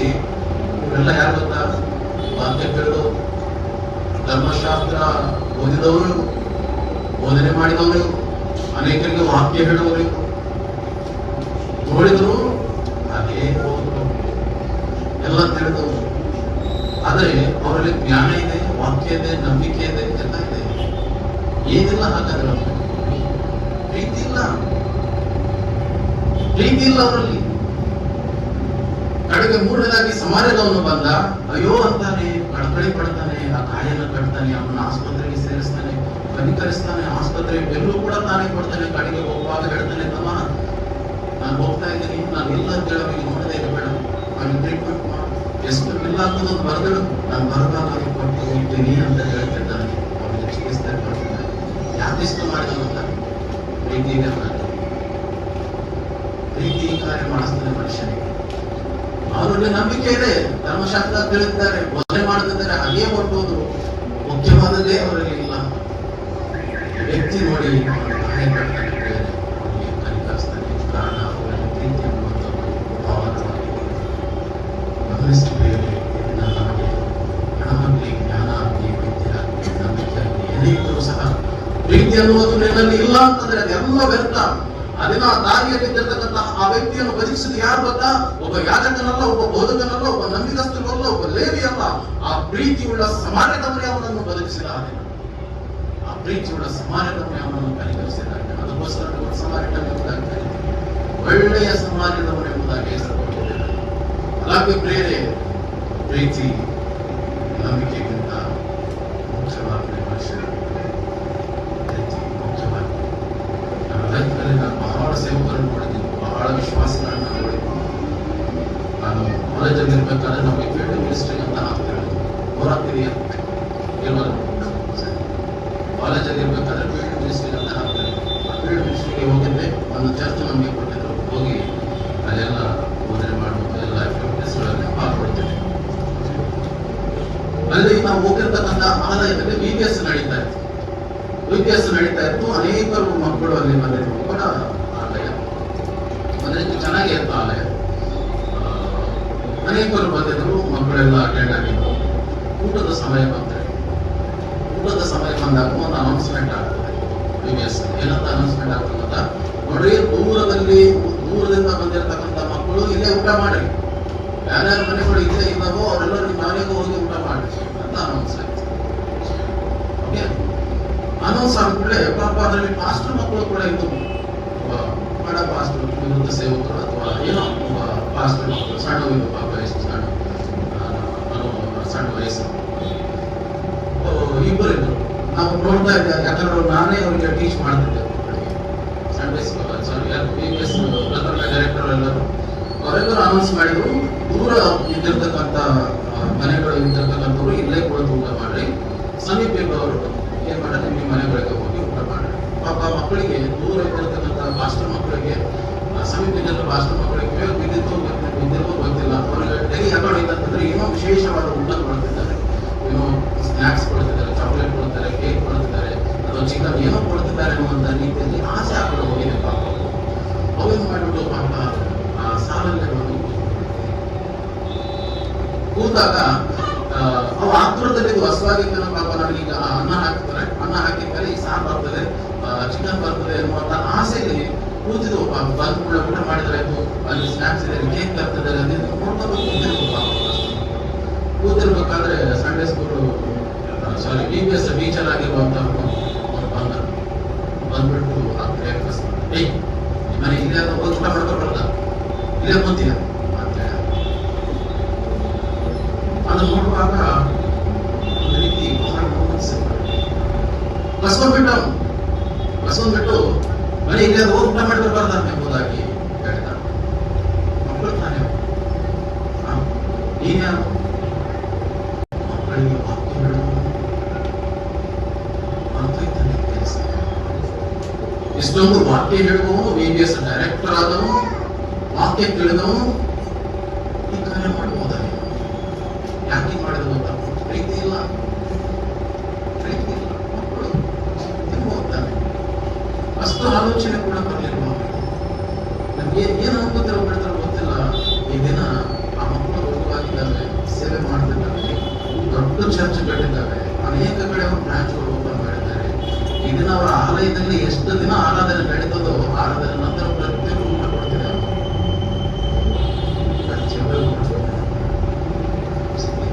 ಯಾಕೆಲ್ಲ ಹೇಳ್ತೀನಿ ಅಂತಂದ್ರೆ, ವಿಶ್ವಾಸಕ್ಕಿಂತ ಪ್ರೀತಿ ಬಹಳ ಮುಖ್ಯ. ಇದರಲ್ಲಿ ಏನೇ ಟ್ಯಾಲೆಂಟ್ ಇದ್ರು ಪ್ರೀತಿ ನಿನ್ನಲ್ಲಿರಬೇಕು. ಸಿಂಪಲ್ ಆಗಿ ಹೇಳ್ಬೇಕಂತಂದ್ರೆ, ಪ್ರೀತಿಯಿಂದ ತೋರಿಸಿದ ನಂಬಿಕೆಗೆ ಬೆಲೆ ಇದೆ.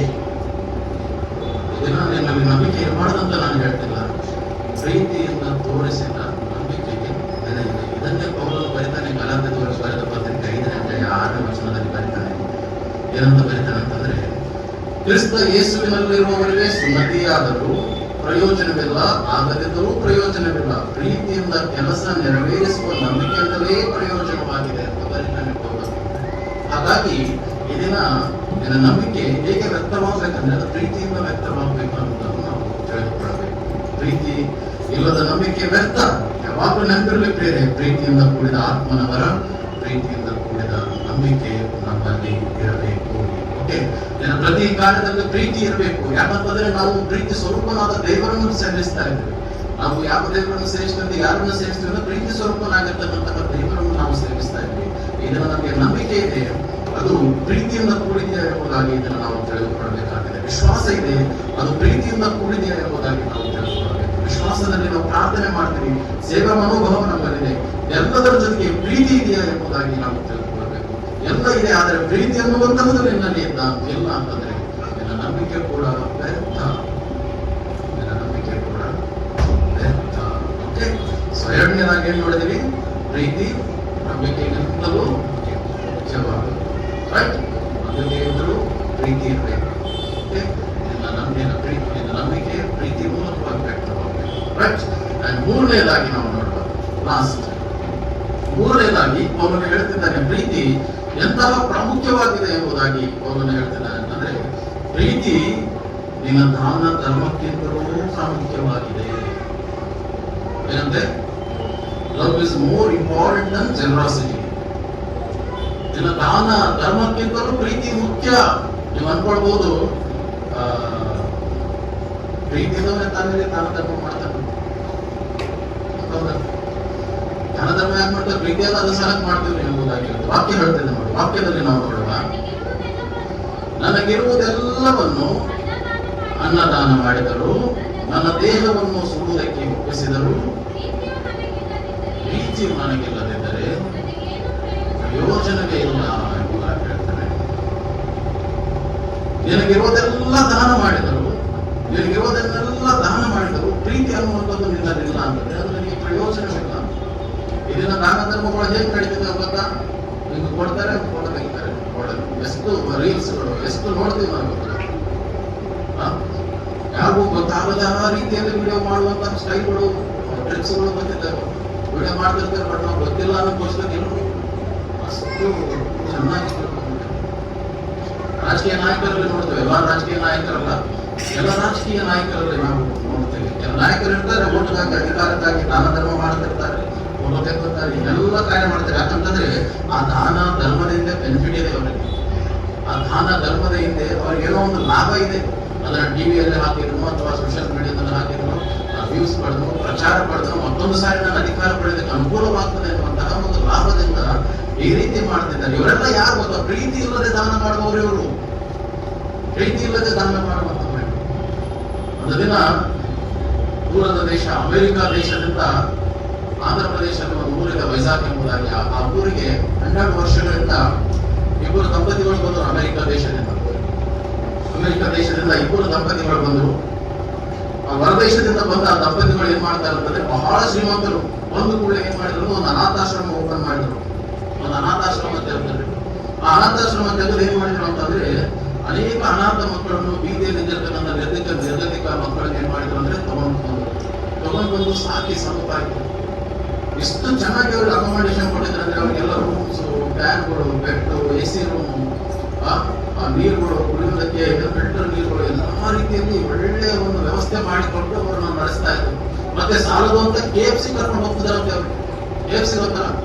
KFCಗೂ ಕೂಡ ಎಲ್ಲ ಅನಾಥ ಮಕ್ಕಳನ್ನು, ಅಷ್ಟು ಜನರನ್ನು ಸಹ ಕರ್ಕೊಂಡು ಹೋಗ್ತಿದಾರಂತೆ. ಪ್ರತಿ ಸಾರಿ ಕರ್ಕೊಂಡು ಹೋಗ್ಬೇಕಂತ ಅಷ್ಟು ಪ್ರೀತಿಯಿಂದ ಅವರನ್ನು ನೋಡ್ತಾ ಇದ್ರು. ಮಕ್ಕಳಿಗೆ ಬಹಳ ಸಂತೋಷ ಪಟ್ಟರಂತೆ ಪಾಪ ಅನಾಥ ಮಕ್ಕಳು. ಅಯ್ಯೋ, ನಾವು ಬೀದಿಯಲ್ಲಿದ್ದೀವಿ, ಬೀದಿಯಿಂದ ಈ ಮನೆಗೆ ಬಂದಿಲ್ಲ, ಎಷ್ಟು ಲಕ್ಷ ನನಗೆ, ಎಷ್ಟು ಚೆನ್ನಾಗಿ ಲೈಫ್ ಸೆಟ್ಲ್ ಆಯ್ತಲ್ಲ ನನಗೆ, ಎಷ್ಟು ಚೆನ್ನಾಗಿ ನಮಗೆ ಕನಿಕರಿಸ್ತಿದಾರಲ್ಲ ಇವರು ಎಂಬುದಾಗಿ ಅಲ್ಲಿ ಶಾಲೆಗೂ ಕೂಡ ಹೋಗ್ತಿದಾರಂತೆ. ಶಾಲೆಗೆ ಏನಂದ್ರೆ ಓದಿಸುವುದು ಕೂಡ ಮಾಡ್ತಿದಾರಂತೆ ಅವರು. ಸೊ ಅಷ್ಟು ಒಳ್ಳೆ ರೀತಿಯಲ್ಲಿ ಅವ್ರನ್ನ ನೋಡ್ತಾ ಇದ್ದಾರಂತೆ. ಹೀಗೆ ಒಂದು ದಿನ ಆ ಅಮೆರಿಕದ ದಂಪತಿಗಳು ಬಂದು ಹೇಳ್ತಾರಂತೆ, ಗೊತ್ತಾ, ನಾಳೆ ನಾವು ಊರಿಗೆ ಹೋಗ್ತೀವಿ, ಇರೋದಿಲ್ಲ, ನಮ್ಮ ದೇಶಕ್ಕೆ ಹೋಗ್ಬೇಕು, ನಾವು ಹೋಗ್ತಿರೋದು. ಸಡನ್ಲಿ ಬಂದು ಹೇಳ್ತಾರೆ, ನಾವು ಇರೋದಿಲ್ಲ, ಸಾಕಾಗಿ ನಮ್ದು, ನಾವು ಹೋಗ್ಬಿಡ್ತೀವಿ ನಮ್ಮ ದೇಶಕ್ಕೆ ಅಂದಾಗ ಆ ಮಕ್ಕಳು ಅದನ್ನೆಲ್ಲ ಮ್ಯಾನೇಜ್ಮೆಂಟ್ ಮಾಡಿ ಎಲ್ಲರೂ ಸರ್ ಇದಕ್ಕಿಂತ ಹಿಂಗಂದ್ರೆ ಹೇಗೆ? ಯಾಕಂದ್ರೆ ನಾವು ಈಗ ನೀವೇ ನಿಮ್ಮ ದೇಶಕ್ಕೆ ಹೋಗ್ತೀವಿ ಅಂದ್ಕೊಳ್ಳಿ, ನಾವೆಲ್ಲ ಮತ್ತೆ ಬೀದಿಗೆ ಬರ್ತೀವಿ ಸರ್, ಅದು ಹೇಗೆ ಸಾಧ್ಯ ಸರ್? ದಯಮಾಡಿ ಹೋಗ್ಬೇಡಿ ಅಂತ ಕೇಳ್ತಾರೆ. ಬರ್ರಿ ನಾವು ಹೋಗ್ತೀವಿ, ನಮ್ಮ ಮನಸ್ಸಿಗೆ ನೋವಾಗಿದೆ, ಎಲ್ಲ ಹೋಗ್ತೇವೆ ಅಂತ. ಏನು ನೋವಾಗಿದೆ ಹೇಳಿ, ನಾವು ಸರಿ ಮಾಡ್ತೀವಿ ಸರ್, ನಾವು ಸರಿ ಮಾಡ್ತೀವಿ, ನಾವು ಬೇಕು ಹೋಗ್ತೀವಿ ಅಂದ್ಬೇಡಿ ಸರ್, ನಾವು ಮತ್ತೆ ಬೀದಿಗೆ ಬರ್ತೀವಿ ಸರ್. ಇಷ್ಟೊಂದು ಒಳ್ಳೆ ವ್ಯವಸ್ಥೆ ಮಾಡಿಕೊಟ್ಟಿದ್ದಾರೆ, ಎಷ್ಟೋ ಮಕ್ಕಳು ಓದ್ತಿದ್ದಾರೆ, ಕಲಿತಿದ್ದಾರೆ, ಜೀವಿಸ್ತಿದ್ದಾರೆ ಸರ್, ತಂದೆ ತಾಯಿಗಳ ಮಕ್ಕಳು ಸರ್. ಆ ರೀತಿ ಮಾಡಬೇಡಿ. ಏನ್ ಸಮಸ್ಯೆ ಆಗಿದೆ ಹೇಳಿ, ನಾವು ಅದನ್ನ ಬಗೆಹರಿಸ್ತೀವಿ ಅಂತಂದಾಗ ಅವರು ಸಮಸ್ಯೆ ಹೇಳ್ತಾರೆ. ಬೇರೆ ಏನ್ ಹೇಳ್ತಾರೆ ಗೊತ್ತಾ? ನಾವಿಬ್ಬರು ಗಂಡ ಹೆಂಡತಿ ಅಲ್ಲಿ ಬರುವಾಗ ಆ ಇಬ್ಬರು ಹುಡುಗರು ನಮ್ಮ ನೋಡಿ ನಕ್ಕುರಂತೆ. ಏನಂತೆ? ನಾವಿಬ್ಬರು ದಂಪತಿಗಳು ಈ ರೀತಿ ಬರುವಾಗ ಆ ಇಬ್ಬರು ಹುಡುಗರು ಏನ್ ಮಾಡಿದ್ರು, ನಮ್ಮನ್ನ ನೋಡಿ ನಕ್ಕರು. ಇಷ್ಟೊಂದು ನಿಮ್ಮನ್ನು ನಾವು ಕನಿಕರಿಸಿದೀವಿ, ಬೀದಿಯಲ್ಲಿ ಇದ್ದಿರ್ತಕ್ಕಂಥ ನಿಮ್ಮನ್ನು ಕರೆತಂದು ನಾವು ಇಷ್ಟೊಂದು ವ್ಯವಸ್ಥೆ ಮಾಡಿಕೊಟ್ಟಿದ್ದೀವಿ, ಸಾಲದೊಂದು ಇಷ್ಟೆಲ್ಲ ವ್ಯವಸ್ಥೆಗಳನ್ನು ಮಾಡಿ ನಿಮಗೆ ಘೋಷಿಸ್ತಾ ಇದ್ದೀವಿ, ನಮ್ಮನ್ನ ನೋಡಿ ನೆಡ್ತಾರೆ ಇವರು. ನಾವಿರೋದಲ್ಲ ಈ ದೇಶದ ನಾವು ಹೊರಟೋಗ್ತೀವಿ ಅಂತ. ಎಷ್ಟು ಗಾಡಿ ಬೇಡಿದ್ರು ಸಹ ಬಿಡಲಿಲ್ಲ, ಹೊರಟೋಗ್ಬಿಟ್ರು. ಹೊರಟೋದಾಗ ಮಕ್ಕಳಿಗೆ ಅದೇ ಗತಿ ಮೊದಲಾಗಿದ್ದರು. ಅದೇ ರೀತಿಯಾಗಿ ಸ್ಪ್ರೆಡ್ ಆದರು. ಕೇವಲ ಯಾರೋ 2-3 ಮಕ್ಕಳು ಮಾಡಿದಂತ ಎಲ್ಲರಿಗೂ ಶಿಕ್ಷೆ, ಎಲ್ಲರೂ ಹೊರ ಬಂದಿರುವಂತಹ ಅದೇ ಜೀವ, ಅದೇ ಊಟಕ್ಕಾಗಿ ಮಾತಾಡ, ಅದೇ ಜನರಧಿಕಾರವಾದಂತಹ ಸಮಾಜದಲ್ಲಿ ಅವರು ಬರುತ್ತಾರೆ. ಗಮನಿಸಿದ್ದೇವೆ, ಅವರು ಅಷ್ಟೊಂದು ದಾನ ಧರ್ಮ ಮಾಡಿದ್ದಾರೆ. ಅಷ್ಟೆಲ್ಲ ದಾನ ಧರ್ಮ ಮಾಡಿದವರಲ್ಲಿ ಪ್ರೀತಿ ಇದ್ದಿದ್ರೆ ಅದನ್ನ ಆ ಮಕ್ಕಳ ಆಶ್ರಮ ಬಿಟ್ಟು ಹೋಗ್ತಿದ್ರ ಅವರು. ಏನು ದಾನ ಧರ್ಮ ಮಾಡಿ ನಿನ್ನಲ್ಲಿ ಪ್ರೀತಿ ಇಲ್ಲ ಅಂದ್ರೆ ಹೇಗೆ? ಮಕ್ಕಳು ತಾನೆ, ಮಕ್ಕಳು ಕೂಡ ಏನು ಪೂಜೆ ಬಂದಿರ್ತಾವ, ಹೊಟ್ಟೆ ತಾಪಂದು ಇರ್ಬೋದಾಗಿತ್ತಲ್ವಾ? ಏನಷ್ಟು ದಾನ ಧರ್ಮ ಮಾಡಿ ಮಾಡಿ ಯಾರೋ ಒಂದಿಬ್ಬರು ನೋಡಿದ್ರು, ನಕ್ಕು ಅಂದ್ಬಿಟ್ರೆ ನೀನು ಎಲ್ಲಾನು ಬಿಟ್ಟು ಹೋಗಿದೆ ಅಂತಂದ್ರೆ ನಿನ್ನಲ್ಲಿ ಪ್ರೀತಿ ಇದ್ದಂತಂದ್ರೆ ಬಿಟ್ಟು ಹೋಗ್ತಿದ್ದೇನೆ, ಬಿಟ್ಟು ಹೋಗ್ತಿದ್ದ. ನಾವು ತಿಳಿದುಕೊಳ್ಬೇಕು. ನಾವೆಷ್ಟೇ ದಾನ ಧರ್ಮಗಳನ್ನು ಈ ದಿನ ಮಾಡಿದ್ರು ಸಹ ಅದು ದಾನ ಧರ್ಮ ಪ್ರೀತಿಯಿಂದ ಕೂಡಿರ್ಬೇಕ್ರಿ. ಪ್ರೀತಿಯಿಂದ ಕೂಡಿರ್ಬೇಕಾ ದಾನ ಧರ್ಮಗಳು. ಸುಮ್ಮನೆ ಏನೋ ನನಗೆ ಹೆಚ್ಚಾಗಿದೆ ಅಂತ ಹೇಳಿ ಕೊಡೋದಲ್ಲ. ಪ್ರೀತಿಯಿಂದ ಕೂಡಿರ್ಬೇಕಾ ದಾನ ಧರ್ಮಗಳು. ಅದು ಶ್ರೇಷ್ಠವಾದ ಆಶೀರ್ವಾದಕ್ಕೆ ದಾರಿ ಮಾಡಿಕೊಡ್ತಾರೆ. ಅದು ದೇವರಿಂದ ಬರುವ ಆಶೀರ್ವಾದಕ್ಕೆ ನನಗೆ ದಾರಿ ಮಾಡಿಕೊಡ್ತಾರೆ. ಹಾಗಾಗಿ ದಾನ ಧರ್ಮಕ್ಕಿಂತ ಮನುಷ್ಯನಲ್ಲಿ ಪ್ರೀತಿ ಬಹಳ ಮುಖ್ಯ. ಪ್ರೀತಿ ಬಹಳ ಮುಖ್ಯ. ಇದನ್ನೇ ಪೌಲನು ನಮಗೆ ಹೇಳ್ತಾ ಇದ್ದಾನೆ. ದಾನ ಧರ್ಮಕ್ಕಿಂತ ಪ್ರೀತಿ ಅನ್ನುವಂಥದ್ದು ಬಹಳ ಮುಖ್ಯ. ಹಾಗಾಗಿ ಪ್ರಿಯರೇ, ಇದನ್ನು ನಾವು ತಿಳಿದುಕೊಳ್ಳಬೇಕಾಗಿದೆ. ಪ್ರೀತಿ ಬಹಳ ಮುಖ್ಯವಾಗಿದೆ. ಪ್ರೀತಿ ಅಂತ ಕೂಡ ಬರೀ ಹುಡುಗ ಹುಡುಗಿಗೆ ಸಂಬಂಧ ಹೋಲಿಸೋದು ತಪ್ಪು. ಬರೀ ಹುಡುಗ ಹುಡುಗಿ ಅಂತ ಅನ್ನೋದು ತಪ್ಪು. ಗಂಡು ಹೆಣ್ಣಿಗೆ ಜೊತೆ ಮಾಡೋದು ತಪ್ಪು. ಇದು ಡೂಪ್ಲಿಕೇಟ್. ಪ್ರೀತಿ ಅನ್ನುವಂಥದ್ದು ದೇವರಿಂದ ಬಂದಿರತಕ್ಕಂಥ ಪ್ರೀತಿಯನ್ನು ನೋಡಬೇಕು. ದೇವರು ನಾವು ಎಂಥ ಪರಿಸ್ಥಿತಿಯಲ್ಲಿದ್ದಾಗ ಆತ ನಮ್ಮನ್ನು ಪ್ರೀತಿಸಿದ ಪ್ರೀತಿ ಅನ್ನೋದು ಸಮಾಜದಲ್ಲಿ ಆಯತಪ್ಪಿ ಬದುಕ್ತಾ ಇದೆ, ಬೆಳೆತಪ್ಪಿ ಹೋಗ್ತಾ ಇದೆ. ಹಾಗಾಗಿ ನಾವು ತಿಳಿದುಕೊಳ್ಬೇಕು. ಪ್ರತಿಯೊಬ್ಬರಲ್ಲಿ ನಾವು ಕ್ರಿಸ್ತನ ಸಹೋದರಿ ಅನ್ನುವಂತಹ ಮನೋಭಾವ ನಮ್ಮಲ್ಲಿ ಇರಬೇಕು. ಅಣ್ಣ ತಂಗಿ ಪ್ರೀತಿ ಇದೆ, ತಂದೆ ತಾಯಿ ಪ್ರೀತಿ ಇದೆ, ತಾಯಿ ಮಕ್ಕಳ ಪ್ರೀತಿ ಇದೆ, ದೇವರಾಗಿ ಕ್ರಿಸ್ತನ ಪ್ರೀತಿ ಇದೆ. ಇವುಗಳನ್ನು ತಿಳಿದು ಇವುಗಳನ್ನು ಅನುಸರಿಸಿ ನಾವು ಈ ಲೋಕದಲ್ಲಿ ಮಾಡಬೇಕು. ಹೊರತು ಯಾವುದೋ ಸೈತಾನವನ್ನು ಕ್ರಿಯೇಟ್ ಮಾಡಿ ಬಿಟ್ಟಿರ್ತಕ್ಕಂಥ ಡೂಪ್ಲಿಕೇಟ್ ಪ್ರೀತಿಯನ್ನು ಅನುಸರಿಸಿ ಯಾವತ್ತೂ ಕೂಡ ಗಮನಿಸಿ. ಮುಖ್ಯವಾಗಿ ಪ್ರೀತಿ ಇದನ್ನ ಎಲ್ಲಿ ಬೇಕಾಗಿದೆ ಅಂದ್ರೆ ಸಭೆಗಳಲ್ಲಿ ಬೇಕಾಗಿದೆ. ಸಭೆಯಲ್ಲಿ ಇದನ್ನ ಮುಖ್ಯವಾಗಿ ಪ್ರೀತಿ ಅನ್ನೋದು ಬೇಕಾಗಿದೆ. ಸಭೆಗಳಲ್ಲಿ ಪ್ರೀತಿಯ ಕೊರತೆ ಇದೆ. ಇವತ್ತು ಸಭೆಗಳಲ್ಲಿ ಪ್ರೀತಿ ಇರಬೇಕು. ಮತ್ತೆ ಪ್ರತಿಯೊಬ್ಬರು ಆ ಸಭೆಗಳಲ್ಲಿ ಪ್ರೀತಿ ವೃದ್ಧಿಪಡಿಸುವ ಕಾರ್ಯದಲ್ಲಿ ತೊಡಗಿಸಿಕೊಳ್ಬೇಕಂತೆ. ವೃದ್ಧಿಪಡಿಸುವ ಸಭೆಗಳಲ್ಲಿ ಪ್ರೀತಿ ವೃದ್ಧಿಪಡಿಸುವ ಕಾರ್ಯದಲ್ಲಿ ತೊಡಗಿಸಿಕೊಳ್ಬೇಕು. ಅವನೇ ನಿಜವಾದ ವಿಶ್ವಾಸಿ, ಅವನೇ ನಿಜವಾದ ಸಭಿಕ ಎಂಬುದಾಗಿ ವಾಕ್ಯ ಹೇಳ್ತಾರೆ. ಸಭೆಗಳಲ್ಲಿ ಪ್ರೀತಿ ವೃದ್ಧಿ ಮಾಡುವವನಿಗೆ ಒಂದು ದೊಡ್ಡ ಲಕ್ಷಣ ಇರ್ತದೆ ಗೊತ್ತಾ? ವಾಕ್ಯದಲ್ಲಿದೆ. ಜ್ಞಾನೋಕ್ತಿಗಳು 17:9 ಬರೆಯಲ್ಪಟ್ಟಿದೆ. ಸಭೆಯಲ್ಲಿ ಪ್ರೀತಿಯನ್ನು ವೃದ್ಧಿ ಮಾಡುವವರಿಗೆ ಒಂದು ಲಕ್ಷಣ ಇರ್ತದಂತೆ. ಏನು ಆ ಲಕ್ಷಣ ಅಂತಂದ್ರೆ 17:9 ಇದೆ. ದೋಷವನ್ನು ಮುಚ್ಚಿಡುವವನು, ಪ್ರೇಮವನ್ನು ಸೆಳೆಯುವನು, ಎತ್ತಿ ಆಡುತ್ತಿರುವವನು,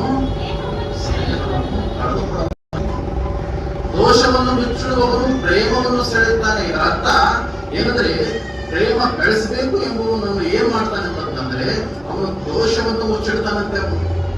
ದೋಷವನ್ನು ಮುಚ್ಚಿಡ್ತಾನೆ. ಅಯ್ಯೋ ಪಾಪ ಹುಟ್ಟಿಗಳು ಅನ್ನುವಂತ ಮನಸ್ಥಿತಿ ಅವನಲ್ಲಿರ್ತದೆ. ಮಾಡಿರೋ ತಪ್ಪುಗಳನ್ನು ಮುಚ್ಚಿಡ್ತಾನಂತೆ. ಅದೇ ಪ್ರೀತಿಯನ್ನು ಬೆಳೆಸಬೇಕಂತ ಅವ್ನು ಏನ್ ಮಾಡ್ತಿರ್ತಾನಂತ ಗೊತ್ತಾ? ಯಾವ ವಿಷಯದಲ್ಲಿ ಸಿಗ್ತಾರೆ, ಎಲ್ಲಿ ಸಿಗ್ತಾರೆ, ಅವರು ಎಲ್ಲಿ ಹಿಡಿಬೇಕು ಇವರು ಅನ್ನುವುದಾಗಿ ಕಾಯ್ಕೊಂಡು ಕೊಟ್ಟಿರ್ತಾನಂತೆ. ಹಾಗಾಗಿ ಬೇರೆ ದೋಷವನ್ನು ಮುಚ್ಚಿಡುವಂತವನಾಗಬೇಕು. ದೋಷವನ್ನು ಮುಚ್ಚಿಟ್ಟಾಗ ಪ್ರೀತಿ ವೃದ್ಧಿ ಆಗ್ತಾ ಹೋಗ್ತಾರೆ ಸಭೆಗಳಲ್ಲಿ. ನಾವು ಕ್ರಿಸ್ತನನ್ನು ಹಿಂಬಾಲಿಸುವ ಸಭೆಗಳಲ್ಲಾಗಲಿ, ಮನೆಗಳಲ್ಲಾಗಲಿ, ಸಂಬಂಧಗಳಲ್ಲಾಗಲಿ ಕೆಲ ದೋಷಗಳು ನಡೀತಾರೆ. ಆ ದೋಷವನ್ನು ಮುಚ್ಚಿಟ್ಟು ಪ್ರೇಮವನ್ನು ಬೆಳೆಸುವವರಾಗಬೇಕು ನಾವು. ಅವರೇ ನಿಜವಾದ ಕ್ರಿಸ್ತನ ಹಿಂಬಾಲಕರು. ಅವರೇ ನಿಜವಾದ ಕ್ರಿಸ್ತನ ಪ್ರೀತಿಯನ್ನು, ಆತನ ಶ್ರೇಷ್ಠವಾದ ಪ್ರೀತಿಯನ್ನು ನಡೆಯಬೇಕು. ಒಟ್ಟಾಗಿ ಏನು ಕಲಿತೇವೆ ಇವತ್ತು ನಾವು? ಪ್ರೀತಿ ಎಷ್ಟು ಪ್ರಾಮುಖ್ಯವಾದಂತೆ ಒಂದನೇದಾಗಿ ಪ್ರೀತಿ ಆತ್ಮನ ವರಕ್ಕಿಂತಲೂ ಮುಖ್ಯವಾಗಿದೆ. ದಿನ ಏನೇ ಆತ್ಮನ ವರಗಳ ದಿನಲ್ಲಿದ್ದರೂ ಪ್ರೀತಿ ಇದೆ ಅನ್ನೋದನ್ನು ಗಮನಿಸಿಕೊಳ್ಳಬೇಕು. ಆತ್ಮನ ವರ ಇರಬಾರ್ದು ಅಂತ ಹೇಳ್ತೀವ, ಆತ್ಮನ ವರ ಹೊಂದಬೇಕು.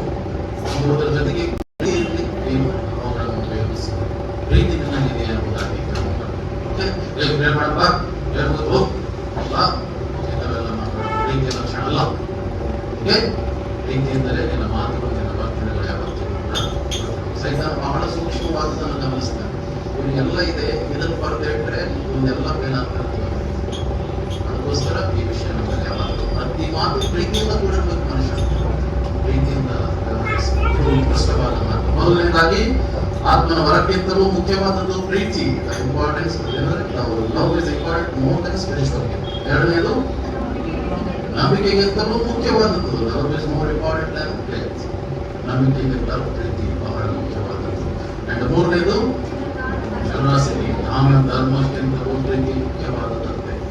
ಅದಕ್ಕೋಸ್ಕರ ಪ್ರೀತಿಗಿಂತ ಶ್ರೇಷ್ಠತೆ ಏನಾದರೂ ಹೊಸದಾಗಿ ಅನಿಸ್ತಿದೆಯಾ? ಆಶೀರ್ವಾದ ಮಾಡಿ. ಹಾಗಾಗಿ ಕ್ರಿಸ್ತನು ದೇವರು ತಿಳಿಸಿರ್ತಕ್ಕಂತಹ ನಿಸ್ವಾರ್ಥ ಪ್ರೀತಿಯಿಂದ ನಾವು ಪ್ರೀತಿಸುತ್ತಾ ಸಭೆಗಳಲ್ಲಿ, ಕುಟುಂಬಗಳಲ್ಲಿ, ಸಮಾಜದಲ್ಲಿ ಕ್ರಿಸ್ತನ ಪ್ರೀತಿಯನ್ನು ಸಾರುತ್ತಾ ಪ್ರೀತಿ ಉಳ್ಳವರಾಗಿ